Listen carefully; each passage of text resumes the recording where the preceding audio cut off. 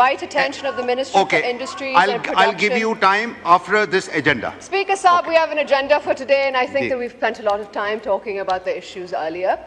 So, back to the agenda. I would like to invite the attention of Ministry for Industries and Production to a matter of urgent public importance regarding the closure of utility stores and packed PWD, leading to unemployment of nearly 25,000 persons, causing grave concern amongst the public.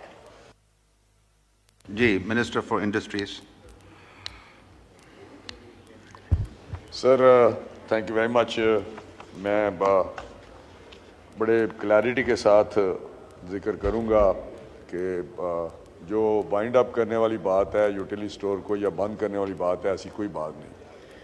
और मेरा ख्याल है जिस दिन ये बात हुई है उस दिन कोई इत्तेफाक से वहाँ पे कोई एग्ज़िबिशन थी इंटरनेशनल लाहौर में, मैं वहाँ पे गया तो वहाँ पे बाद में मीडिया टॉक होती है, वहाँ पे उन्होंने ये क्वेश्चन कर दिया तो वहाँ भी मैंने बड़ी क्लैरिटी के साथ कहा कि ऐसी कोई प्रपोजल नहीं है, सिर्फ रिस्ट्रक्चरिंग की बात कर रहे हैं, तंजीम नौ की बात कर रहे हैं, उसको बेहतर करने की बात कर रहे हैं और 2-3-4 ऑप्शन हैं। दूसरा जो मुलाजमीन है उनको मुकम्मल तौर पे government is committed to safeguard all rights of employees कि एम्प्लॉइज़ का जो जितना भी हम तहफ़्फ़ुज़ है वो करेंगे और एम्प्लॉइज़ को कुछ ऐसी बात नहीं। उसके बाद यहाँ पे कुछ एजिटेशन हुई, बैठे, जिसकी मुझे कोई समझ नहीं। मुझे वहाँ लाहौर में घर पे ही मिलते रहे क्योंकि कुछ ऐसे कोई मेरे घर पे कुछ ऐसा हुआ था सानिया, तो वहाँ जब वो आए तो वहाँ पे भी बात उन्होंने की तो मैंने बड़े बताया था। तो फिर राना सनाउल्लाह साहब उनको मिले और वहाँ पे उन्होंने कहा कि वो मंडे को आएंगे और बात कर लेंगे। फिर मेरे साथ उनके लीडर्स आए, वहाँ मिले और वहाँ पे भी बात हुई तो वो चले गए सारी बात सुन के कि जी ठीक है, ये बिल्कुल हमें मंजूर है।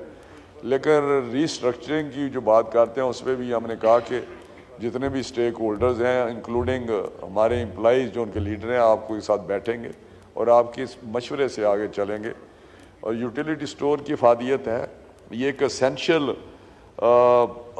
जो सर्विसेज वाला अदारा है, जो SOEs का जो लॉ है वो भी कहता है जो एसेंशियल डिक्लेयर्ड सर्विसेज हैं या अदारे हैं वो उनको नहीं बंद किया जाएगा, ना उनको कोई उस तरह का जिस तरह ये कंसिडर कर रहे हैं या इम्प्रेशन होगा।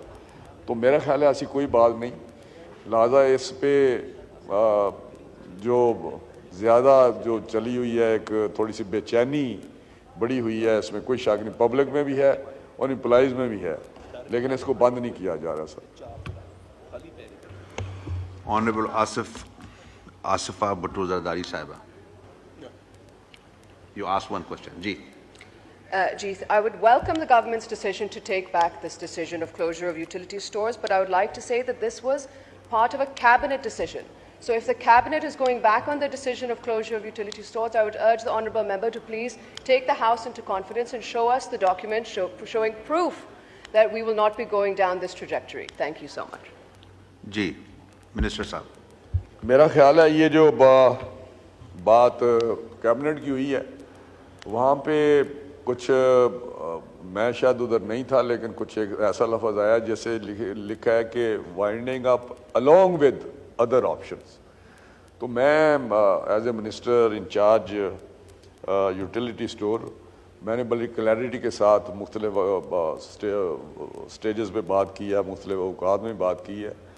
तो मेरा ख्याल है वो जो इम्प्रेशन है, अभी तो मीटिंग्स हो रही हैं और वो रिस्ट्रक्चरिंग की बात हो रही है, मेरे ज़हन में भी कोई ऑप्शन है क्योंकि मैंने जो इसकी वर्किंग देखी है, देखिए स्पीकर साहब ये 1971 में इस्टेब्लिश हुआ था, भुट्टो साहब ने, भुट्टो शहीद ने इनको इस्टेब्लिश किया था और ये एक लोगों को रिलीफ था, जो आम आदमी है उसको जो फूड आइटम्स हैं या 4-5-6 आइटम्स हैं उन पर रिलीफ मिलता था, सस्ती चीज़ें मिलती, सब्सिडाइज थी।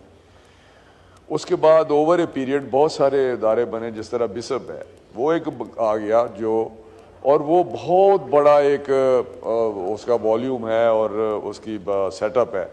इस वक्त 600 बिलियन, मोर देन 600 बिलियन की वो बिशप के ज़रिए लोगों को रिलीफ दिया जा रहा है।